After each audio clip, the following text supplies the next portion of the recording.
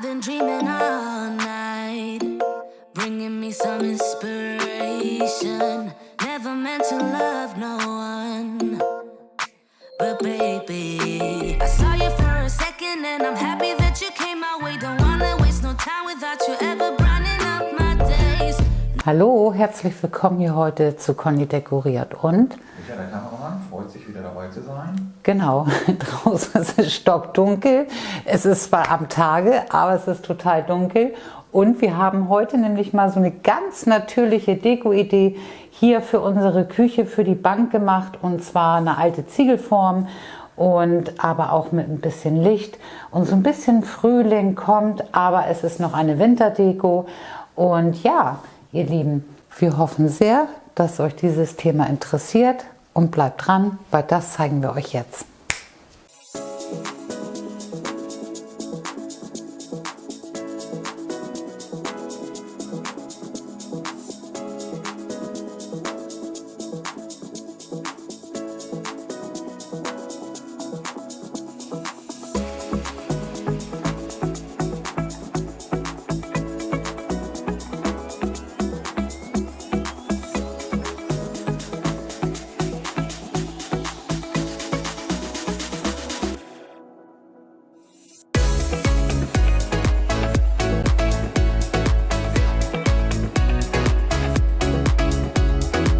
Hier haben wir die Sachen, die wir heute brauchen für die ganz natürliche Deko heute hier in unserer Küche.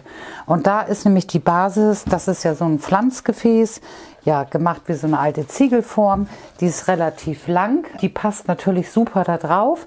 Dann habe ich mir gerade noch ein bisschen Blähton geholt und ein bisschen Trockensteckmoos sowie etwas Zellophan. Dann habe ich hier nochmal Äste. Wie immer Lärchenzweige habe ich hier. Dann habe ich noch einen Rest von der japanischen Sicheltanne habe ich noch gefunden. Und im Garten, weil das ist so stürmisch gerade, haben wir hier noch richtig schön bemooste Zweige. Das liegt alles bei uns voll. Die habe ich noch mal mit reingenommen, so wie diese hier auch. Die habe ich tatsächlich auch im Wald noch gefunden. Dann hier drüben haben wir noch mal von der letzten Deko-Idee noch mal die Tulpen und Narzissen und die Thuja und ein bisschen Moos. Und ich würde sagen, es geht los. Ich schneide mir hier mal eben ein Stück ab.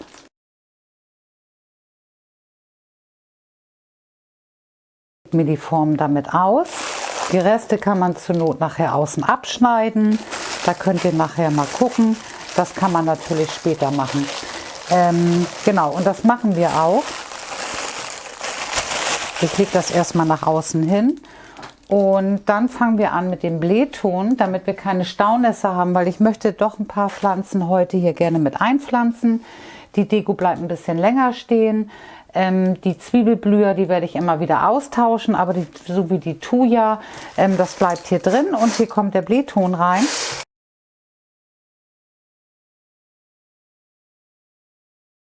Dann nehme ich die Thuja aus dem Topf, breche mir wieder das Wurzelwerk ein bisschen auf und stelle mir die da rein, wo ich sie gerne möchte. Ich finde das ganz schön, wenn sie hier so ein bisschen an der Seite ist. Genau. Und jetzt kommt die hier erstmal rein und hier füllen wir das gleich nochmal mit Erde ein bisschen auf. Und danach könnt ihr jetzt wunderbar wieder das Moos nehmen und genau die Enden damit ausfüllen. Und das mache ich jetzt hier auch in der Form. Entweder füllt ihr das mit Erde auf oder ihr nehmt Moos oder Hackschnitzel oder das, was ihr habt. Und ich nehme jetzt hier meine Reste von dem Moos.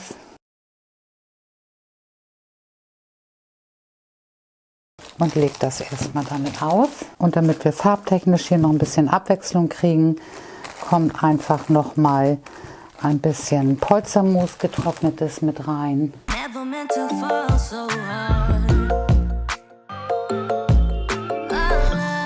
Und jetzt nehmen wir die Tulpenzwiebeln, befreie sie von der Erde und stellen wir die hier jetzt auch mit in die Schale.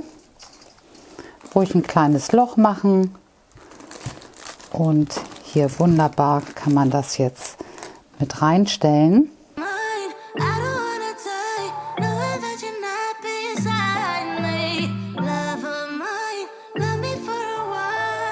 Tatsächlich ist mir ein Fehler unterlaufen, Micha. Ich habe es noch gar nicht gesagt. Ich wollte normalerweise das Trockensteckmoos hier reinmachen, damit ich hier noch ein paar Lärchenzweige mit einarbeiten kann für die Höhe. Aber wir probieren es jetzt einfach mal anders. Und bevor ich jetzt nämlich meine bemoosten Zweige nehme, werde ich jetzt hier erstmal das Zellophan mit der Schere abschneiden.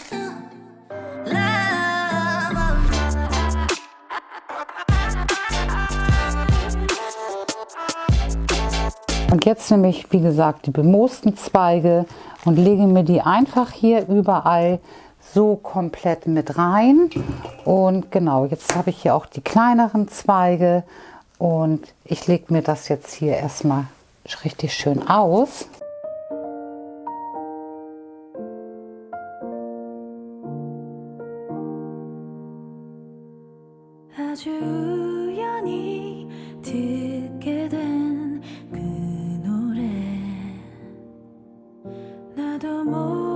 Ist auch eine super Deko, würde ich mal sagen, für draußen. Also finde ich eigentlich sehr fantastisch.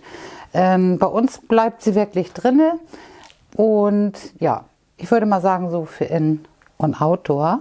Ich habe jetzt hier mir noch mal eben ganz schnell einen Krampen geholt und werde mit den Ast jetzt hier mit einfach mal eben fixieren, damit er nicht runterfällt. Drückt mir das hier ein bisschen rein. Könnt ihr auch wunderbar eigentlich auch mit Draht selber machen. Und genau, dann hält das ein bisschen besser. Das Grün von der japanischen Sicheltanne, also das finde ich ja auch so fantastisch.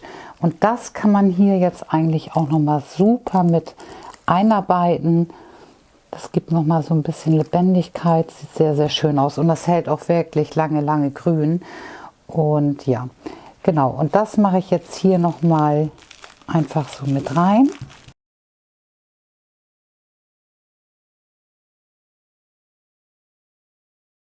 Steckmoos oder nicht, es ist völlig egal. Wir nehmen jetzt hier nochmal die Lärchenzweige und versuchen das einfach hier noch ein bisschen, und es hält auch.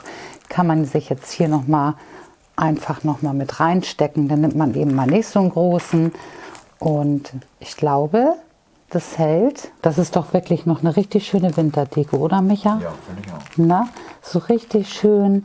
Ja, ganz, ganz natürlich und sehr mystisch, finde ich auch, mit diesen Moos-Geschichten und doch noch relativ viel Braun mit drinne. Aber jetzt, wenn dieses wunderbare, bunte, neue, die Frühlingsblüher kommen, das ist wirklich eine ganz, ganz tolle Kombi. Und ich denke tatsächlich, ich gucke jetzt einfach mal, ob ich die hier noch mit einarbeiten kann. Ich habe sie angemacht und ich werde sie jetzt mit einarbeiten. Und ich fange hier hinten an und ich drücke mir das wirklich hier schon so ein bisschen auch in das Moos mit rein, damit man die gar nicht so unbedingt sieht, weil sie ja auch diese kleinen Silberblätter hat. Aber ich finde wirklich, also in diese Deko kann die super mit rein. Und ich lege mir das jetzt hier so dazwischen, überall ganz vorsichtig, zwischen den Ästen und zwischen das Moos lege ich jetzt die Kette rein.